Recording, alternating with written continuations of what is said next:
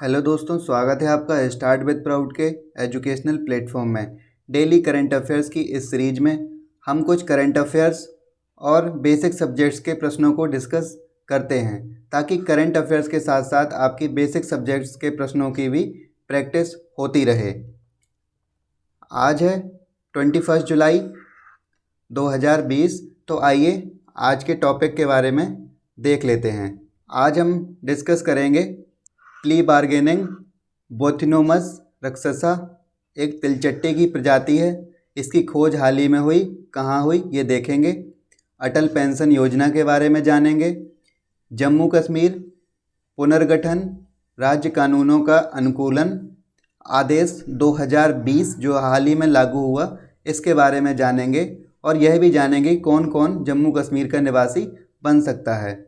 Traffic report 2019 के बारे में जानेंगे और कछुए की एक प्रजाति के लिए लागू किया गया उसको जानेंगे। साथ ही यह भी जानेंगे कि गोधन न्याय योजना हाल ही में किस राज्य ने शुरू की। आज के बेसिक सब्जेक्ट्स का टॉपिक होगा भारतीय दर्शन। आज हम केवल भारतीय दर्शन के कुछ प्रश्नों को सॉल्व करेंगे। कल इसके बारे में डिटेल्स इसकी व्याख्या करेंगे। आज से एक नई सीरीज चालू होगी। इसके साथ ही कि सबसे पहले हम वर्ष भर चर्चित रहे कुछ महत्वपूर्ण स्थलों को मैप के थ्रू देखेंगे। तो आइए आज के वीडियो की शुरुआत करते हैं और यह पूरा वीडियो हिंदी में होगा। चर्चा में रहे कुछ राष्ट्रीय और अंतर्राष्ट्रीय स्थल। भारत और नेपाल की सीमा विवाद के बिंदु कौन कौन से हैं, वो जगह कौन सी हैं जिस पर नेपाल सरकार को भारत सरकार से विरोध करना पड़ा। हिंद महासागर आयोग का मुख्यालय कहाँ है। सुभेद श्रेणी के यानी कि वल्नरेबल श्रेणी के सफ़ेद जिराफों को मारे जाने के कारण अफ्रीका का एक स्थल चर्चा में रहा, वह देश कौन सा है। 11वें ब्रिक्स शिखर सम्मेलन का आयोजन कहाँ किया गया। भारत चीन विवाद और फिंगर 4 नामक विवाद स्थल कहाँ है। तो आइए इसकी लोकेशन और आंसर्स को देख लेते हैं। भारत और नेपाल की सीमा के संबंध में विवाद वास्तव में काला पानी, लिपुलेख और लिम्पिया धुरिया के मध्य था। आप ये यहाँ पर देख सकते हैं। इस वाले रीजन में पहले का आंसर मिल जाएगा। दूसरा, IOC का मुख्यालय कहाँ है। पोर्ट लुइस मॉरिशस में। भारत इसका सदस्य नहीं है लेकिन पर्यवेक्षक के रूप में इस बार शामिल हुआ था। आइए इसकी लोकेशन को देख लेते हैं। यह हिंद महासागर में स्थित एक देश है और यह उसकी लोकेशन है मेडागास्कर के पास। नेक्स्ट क्वेश्चन, जिराफों के बारे में। इन जिराफों को मारे जाने की घटना अफ्रीका के पूर्वी तट पर स्थित देश केन्या में हुई और यह सफ़ेद जिराफ IUCN की रेड लिस्ट में वल्नरेबल में रखे गए थे। साथ ही साइट्स की परसिस्ट सेकंड में रखे गए हैं। आइए केन्या की लोकेशन को देख लेते हैं। केन्या देश विक्टोरिया झील के पास ये रहा। नेक्स्ट क्वेश्चन को देख लेते हैं। 11वें शिखर सम्मेलन का आयोजन कहाँ किया गया। तो ब्राज़ीलिया ब्राज़ील। ये दक्षिण अमेरिका के सबसे बड़े क्षेत्रफल वाला देश है ब्राज़ील। ये है इसकी लोकेशन। भारत चीन सीमा पर स्थित लद्दाख की पेंगोंग झील में फिंगर 4 विवाद को देखा गया। तो आइए आज के करंट अफेयर की शुरुआत करते हैं। आज के करंट अफेयर का यह टॉपिक राज्य व्यवस्था से संबंधित है और इसको द हिंदू के आर्टिकल से लिया गया है। प्ली बार्गेनिंग यह चर्चा में क्यों रहा। हाल ही में तबलीगी जमात के कई सदस्यों ने प्ली बार्गेनिंग के जरिए भारत की कानूनी प्रक्रिया से रिहाई की मांग की। आइए जान लेते हैं यह शब्द क्या कहता है। प्ली बार्गेनिंग संक्षेप में देखें तो अपनी सज़ा को कम करवाने के लिए यह एक प्रक्रिया है। इसमें ऐसा होता है कि जो कम अपराध के लिए अभियोजन से यानी कि प्रोसिक्यूशन से दोषी होने का अभिवचन करता है, मतलब वो अपना दोष स्वीकार करता है और कानून के तहत प्ली बार्गेनिंग की मांग करता है ताकि उसकी सज़ा कम हो सके। इसके उद्देश्य और महत्व क्या हैं। वास्तव में प्ली बार्गेनिंग की प्रक्रिया में त्वरित सुनवाई सुनिश्चित होती है। आपराधिक मामलों के परिणाम में अनिश्चितता समाप्त होती है। लागत की दर भी कम हो जाती है और समय पर डिसीजन भी मिल जाता है। इससे दोनों पक्षों को राहत मिलती है। वैश्विक स्तर में देखें तो अमेरिका में यह प्रथा काफ़ी आम है। भारत के संदर्भ में प्ली बार्गेनिंग के इतिहास को देख लेते हैं, क्योंकि अगर क्वेश्चन बनेगा तो क्वेश्चन यहीं से बनेगा कि भारत में प्ली बार्गेनिंग की शुरुआत कब से होती है। तो प्ली बार्गेनिंग की शुरुआत भारत में 2006 से होती है। इससे पहले यह कानून नहीं था। इसको CRPC में संशोधन कर अध्याय 21A में धारा 265A से लेकर L तक जोड़ा गया है। भारत में यह प्रक्रिया केवल अभियुक्तों यानी कि एक्यूज्ड के दलील देने के बाद ही शुरू होती है और इसके लाभों के लिए अदालत में आवेदन करना पड़ता है। अब सबसे महत्वपूर्ण जो एग्ज़ाम पॉइंट से काफ़ी इम्पोर्टेंट है, देख लेते हैं कि इसको कौन नहीं कर सकता अपील। कोई ऐसा व्यक्ति जिसको मौत की सज़ा मिली हो, आजीवन कारावास की सज़ा मिली हो या 7 साल से ऊपर की सज़ा मिली हो, ऐसा दोषी प्ली बार्गेनिंग के लिए अपील नहीं कर सकता। तो आइए ये भी जान लेते हैं कि कौन कौन कर सकता है। 7 साल से नीचे के सभी अपराधी इसके लिए अप्लाई कर सकते हैं। नेक्स्ट न्यूज़ संबंधित है पर्यावरण से। बाथिनोमस रक्ससा यह हाल ही में चर्चा में क्यों आया? इसे समुद्री तिलचट्टा के नाम से भी जाना जाता है। हाल ही में इसे पूर्वी हिंद महासागर इंडोनेशिया के पास खोजा गया, जिसे सुपर जाइंट वॉथिनोमस भी कहा जाता है।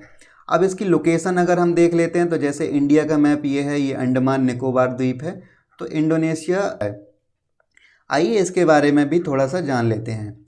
यह केकड़ों, झींगों और मछलियों, झींगरों जो कि डिक्पोडस के ऑटर से संबंधित है, एक विशाल आइसोपॉड है। अब जान लेते हैं कि ये आखिर मिलते कहाँ हैं, क्योंकि एग्ज़ाम के पर्सपेक्टिव से यही इम्पोर्टेंट है कि ये कहाँ कहाँ पाए जाते हैं।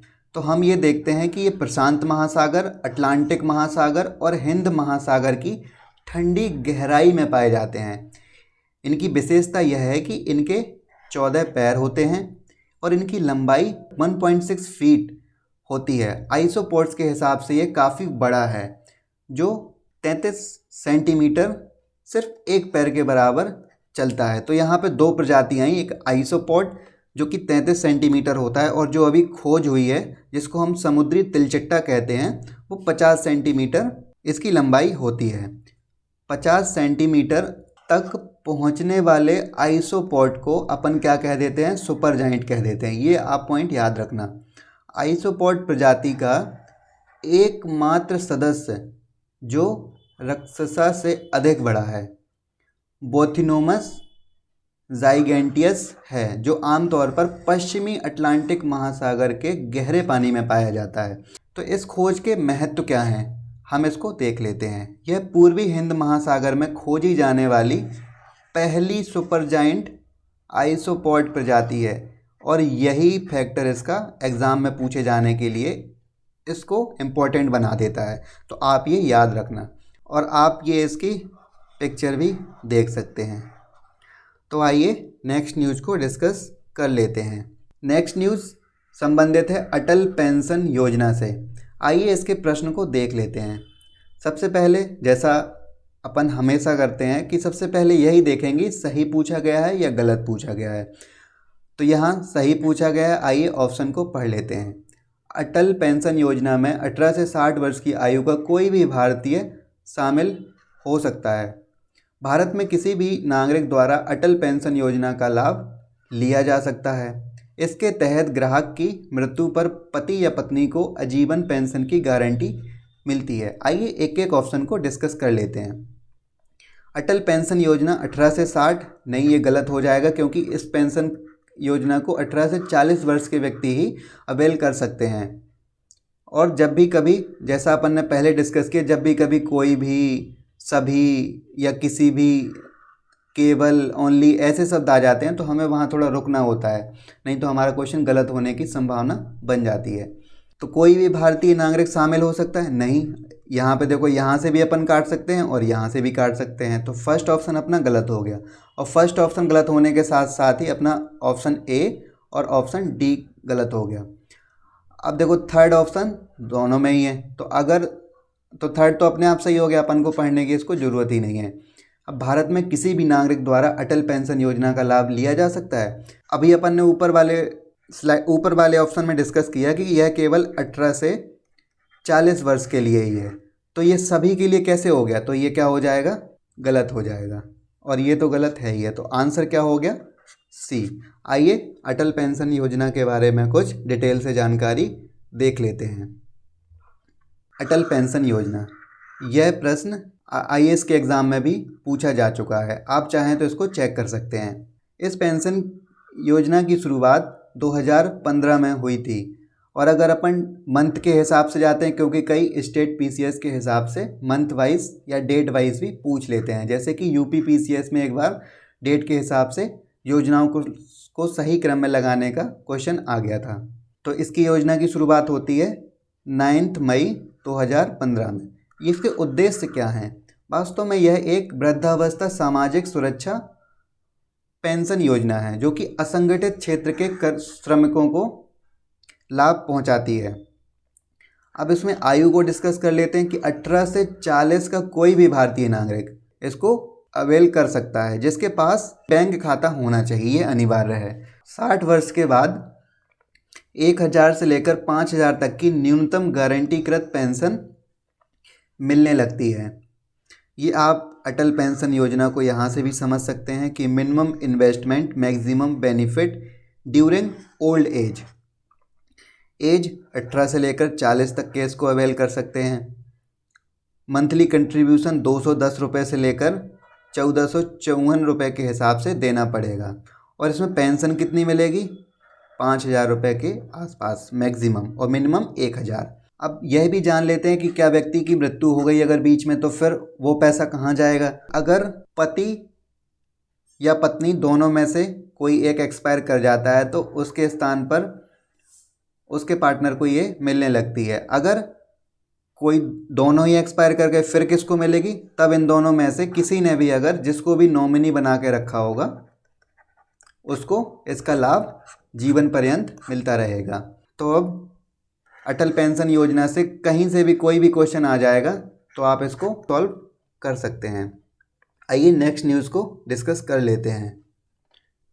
नेक्स्ट न्यूज़ बहुत ही इम्पोर्टेंट है प्री और मेंस के हिसाब से भी, कि जम्मू कश्मीर पुनर्गठन राज्य कानूनों का अनुकूलन आदेश 2020 क्या है और यह क्या कहता है। सबसे पहले तो यह देखेंगे कि यह चर्चा में क्यों रहा। हाल ही में केंद्र सरकार के द्वारा राज्य के आदिवासियों को पुनः परिभाषित किया गया। किससे? ऑर्डर 2020 की धारा 3A से। अब हम ये देख लेते हैं कि इसमें आखिर है क्या।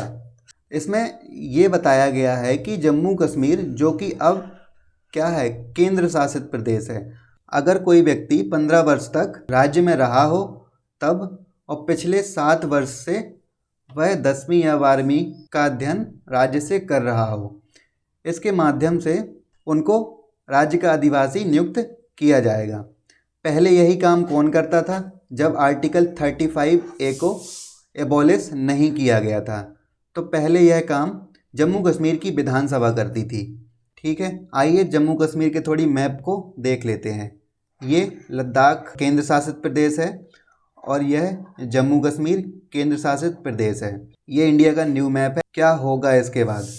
अब यह आदेश जो है वो राज्य से बाहर रह रहे विशिष्ट लोगों को राज्य में नौकरी या अचल संपत्ति अधिग्रहण का अधिकार देता है।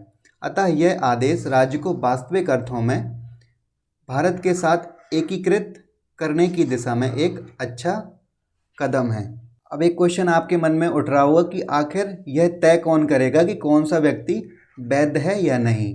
तो तहसीलदार एक प्रमाण पत्र देगा जिसकी मदद से आप वैध या अवैध ठहराए जा सकते हैं। देख लेते हैं इसके कुछ और प्रावधान। जम्मू और कश्मीर में निवास करने वाले ऐसे लोग जिनके बच्चे रोजगार, व्यवसाय, अन्य कोई पेशा या आजीविका कारणों से जम्मू कश्मीर के बाहर रहते हैं, लेकिन उनके माता पिता उपर्युक्त शर्तों को पूरा करते हैं, वो इसमें क्या होंगे? शामिल होंगे। ठीक है, तो जिनके बच्चे यहाँ रह रहे हैं, उनके माता पिता कहीं बाहर रह रहे हैं जम्मू कश्मीर के बाहर, लेकिन वो अगर इन शर्तों को पूरा करेंगे और तहसीलदार अगर प्रमाण पत्र दे देगा तो ये शामिल हो जाएंगे। जम्मू कश्मीर के राहत और पुनर्वास आयुक्त यानी कि माइग्रेंट्स प्रवासी के रूप में पंजीकृत व्यक्तियों को नवीन परिभाषा में शामिल किया गया है। जो कि प्रवासी की तरह कहीं और रह रहे थे, उनको भी इसमें शामिल किया गया है अगर वो शर्तों को पूरा करते हैं तो। अब नवीन बदलाव का उद्देश्य क्या है? का उद्देश्य यह भी है कि जो अखिल भारतीय सेवाएं हैं, गवर्नमेंट एजेंसीज़ हैं, पब्लिक बैंक्स हैं, वैधानिक निकाय हैं या केंद्रीय विश्वविद्यालय हैं तथा मान्यता प्राप्त अनुसंधान संस्थान हैं, अगर इन्होंने जम्मू कश्मीर में 10 वर्ष तक, तो कितने वर्ष तक? 10 वर्ष तक अगर सेवा दी है तो ऐसे अधिकारियों के बच्चों को भी अधिवास की परिभाषा में शामिल किया गया है। तो आप इस फैक्टर को याद रख सकते हैं। नेक्स्ट न्यूज़ संबंधित है टर्टल से। Indian turtle conservation action network यानी कि ITCAN, Indian turtle conservation action framework और ट्रैफिक रिपोर्ट 2019 में इसके बारे में क्या कहा गया है। हाल ही में यह न्यूज़ में इसलिए रहा क्योंकि जो ITCAN है, इसने turtle survival alliance of India के साथ एवं wild life conservation society India के साथ मिलकर किसके संरक्षण के लिए? कछुओं के संरक्षण के लिए कूर्मा नामक एक मोबाइल आधारित ऐप लॉन्च किया। इसमें होगा क्या इस ऐप में? इसमें कछुआ के बारे में संपूर्ण जानकारी होगी, जैसे उनकी संख्या कितनी है, उनके लिए संरक्षण के प्रयास देश के किस कोने में चलाए जा रहे हैं, इनकी पहचान कैसे करेंगे, इनके स्थानीय नाम क्या हैं, खतरे क्या हैं इनके समक्ष आदि के बारे में डिजिटल डाटा हमें उपलब्ध रहेगा। इससे भारत में पाई जाने वाली ताजे पानी की लगभग 29 प्रजातियों के बारे में भी जानकारी दी गई है। हाल ही में अंतर्राष्ट्रीय वन्यजीव व्यापार निगरानी संगठन यानी कि ट्रैफिक ने 2019 की रिपोर्ट में बताया कि लगभग 11,000 से भी ज़्यादा सामान्य कछुए एवं मीठे पानी के कछुओं का अवैध शिकार किया गया। आइए इन दो संस्थाओं के बारे में भी डिस्कस कर लेते हैं। Turtle survival alliance of India, इस अलायंस की शुरुआत 2001 में हुई थी और किसके साथ, किसके सहयोग से हुई थी? IUCN, जो कि रेड लिस्ट निकालती है, ये वही वाली संस्था है। आइए दूसरी संस्था के बारे में भी डिस्कस कर लेते हैं। Wild life conservation society of India ने बाघ पारिस्थितिकी के विवरण के अध्ययन के लिए इसकी शुरुआत हुई थी और यह 1988 में बनी थी। आइए कुछ अदर फैक्टर भी देख लेते हैं कि वर्ल्ड टर्टल डे कब मनाया जाता है? 23 मई को। तो आप ये न्यूज़ याद रखना, हो सकता है किसी एग्ज़ाम में पूछ लिया जाए। ये द हिंदू की कटिंग है। Mobile app Kurma help save turtle in India, ये इसका लोगो है। आइए नेक्स्ट न्यूज़ को देख लेते हैं। नेक्स्ट न्यूज़ संबंधित है गोधन न्याय योजना, जो हाल ही में लॉन्च हुई। इसको किस राज्य के द्वारा लॉन्च किया गया? छत्तीसगढ़, उत्तर प्रदेश, मध्य प्रदेश या राजस्थान? तो आपने सोच लिया। आइए इसका आंसर देख लेते हैं। इसका आंसर छत्तीसगढ़ है। ये देखिए, गवर्नमेंट टू बाई काऊ डंक, मतलब कि जो गोबर है, गोबर को सरकार खरीदेगी और उसका यूज़ करेगी किस चीज़ में? वर्मी कंपोस्ट बनाने में। आइए कुछ और जानकारी ले लेते हैं। गोबर की खरीद एवं बिक्री के संबंध में इस प्रकार की योजना की शुरुआत करने वाला छत्तीसगढ़ देश का पहला राज्य होगा। राज्य सरकार के अनुसार एक समिति बनेगी जो कि गोबर खरीद की दर को निर्धारित करेगी। इसका उपयोग क्या करेंगे गोबर का? तो वर्मी कंपोस्ट का निर्माण किया जाएगा और उसके बाद खेतों में उर्वरक के रूप में इसको यूज़ किया जा सकता है। वर्मी कंपोस्ट खाद की बिक्री कौन करेगा? तो इनकी बिक्री कौन करेगा? सहकारी समितियां। तो आइए नेक्स्ट न्यूज़ को डिस्कस कर लेते हैं। नेक्स्ट न्यूज़ इतिहास से संबंधित है। इसमें हम भारतीय दर्शन के बारे में डिस्कस करेंगे। तो आइए देख लेते हैं। भारतीय दर्शन के संदर्भ में निम्नलिखित कथनों पर विचार कीजिए। नंबर 1, सर्वाधिक प्राचीन दर्शन सांख्य दर्शन को माना जाता है। द्वैतवाद के प्रवर्तक रामानुज के अनुसार ब्रह्म निर्गुण है और ज्ञान ही मोक्ष का मार्ग है। वेदांत का अर्थ वेदों का अंत है। क्या ये सही है? तो आइए एक एक को डिस्कस कर लेते हैं। जैसे कि ये तो सबको पता होगा, ये सही है, वेदांत का मतलब वेदों का अंत। तो थर्ड अगर हम सही मानते हैं तो हम ए को गलत कर देंगे और सी को गलत कर देंगे। अब 1 और 3 दोनों में ही है तो इसको हमें देखने की ज़रूरत नहीं है, ये अपने आप सही हो गई। ये सॉल्व करने के तरीके हैं, आप इसको याद रखना। और हाँ, यहाँ पर भी आप देखते जाया करिए कि सत्य पूछा गया है या असत्य। तो 1 और 3 सही है। आइए अब सेकंड को देख लेते हैं। द्वैतवाद के प्रवर्तक रामानुज के अनुसार ब्रह्म निर्गुण है। नहीं, इनके अनुसार ब्रह्म निर्गुण नहीं है, तो ये सेकंड ऑप्शन क्या हो गया? गलत हो गया। तो इसका आंसर क्या हो सकता है? 1 और 3। आइए आंसर और कुछ महत्वपूर्ण बिंदुओं को डिस्कस कर लेते हैं। द्वैतवाद के प्रवर्तक रामानुज के अनुसार भक्ति ही मोक्ष का मार्ग है। तो रामानुजम क्या कहते थे? कि भक्ति मोक्ष का मार्ग है, ठीक है। और इनके अनुसार ब्रह्म जो हैं, ब्रह्म कैसे हैं? ये मानते थे कि ब्रह्म जो हैं वो सगुण हैं। और ये इनकी विचारधारा शंकराचार्य के बिल्कुल विपरीत थी। शंकराचार्य क्या मानते थे? शंकराचार्य ब्रह्म को निर्गुण मानते थे और मोक्ष का साधन इनके लिए क्या था? ज्ञान था। तो शंकराचार्य के लिए मोक्ष का मार्ग क्या था? ज्ञान। और रामानुज के लिए मोक्ष का मार्ग क्या था? भक्ति। और रामानुज ब्रह्म का कैसा रूप मानते थे? सगुण। और शंकराचार्य ब्रह्म का निर्गुण रूप मानते थे। आप ये याद रखना, ये एकदम एक दूसरे के विपरीत चलते हैं। अब सांख्य दर्शन संख्या से निकाला गया है, सबसे प्राचीन है और ईश्वर को भी नहीं मानता। तो अगर सांख्य दर्शन से संबंधित कोई प्रश्न आपके एग्ज़ाम में आ जाता है तो आप इन ऑप्शन के हिसाब से इसको सही कर सकते हैं। तो किसको? ईश्वर को नहीं मानता, संख्या से निकाला जाता है और सबसे प्राचीन भी है। वास्तव में भारत में 6 दर्शन संप्रदाय विकसित हुए हैं, जिनमें कि सांख्य, योग, न्याय, वैशेषिक और मीमांसा और वेदांत हैं। और विभिन्न परीक्षाओं में पूछे गए प्रश्नों को हम कल के टॉपिक में डिटेल से शामिल करेंगे और यह भी सुनिश्चित करेंगे कि भारतीय दर्शन से संबंधित किसी भी एग्ज़ाम में कोई भी क्वेश्चन आ जाए तो आपका गलत नहीं हो।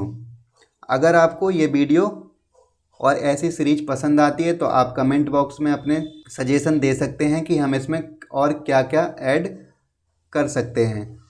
और अगर ट्रैफिक और ऑलिव रिडले टर्टल के बारे में आप और अधिक जानकारी जानना चाहते हैं तो ऊपर दिए गए आई बटन पर आप क्लिक करके देख सकते हैं। धन्यवाद।